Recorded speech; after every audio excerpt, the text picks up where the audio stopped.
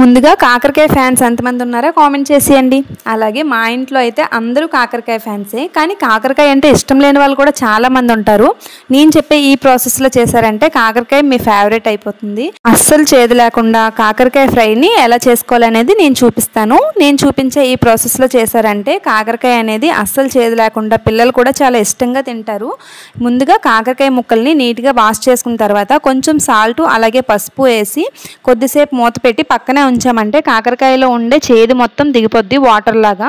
ఆ తర్వాత నీట్గా వాటిని వాష్ చేసుకొని మనం ఇలా ప్రిపేర్ చేసుకున్నామంటే అస్సలు చేదు ఉండదండి, చాలా టేస్టీగా ఉంటుంది. ఇందులోకి నేను పలుకులు కూడా యాడ్ చేస్తాను, దీనివల్ల ఎక్స్ట్రా టేస్ట్ అనేది యాడ్ అవుతుంది. అండ్ ఫైనల్ టచ్గా కొంచెం పంచదార అలాగే మీరు యాడ్ చేసుకున్నారంటే కాకరకాయ ఫ్రై అనేది రెడీ అయిపోతుంది. చాలా టేస్టీగా అస్సలు చేదు లేకుండా చాలా బాగుంటుంది. ఇక్కడ మా బాబు చూసారా ఎంత ఎంజాయ్ చేసుకుంటూ తింటున్నాడో. వీడియో నచ్చితే ప్లీజ్ లైక్ చేసి అలాగే ఛానల్ని సబ్స్క్రైబ్ చేసుకోండి.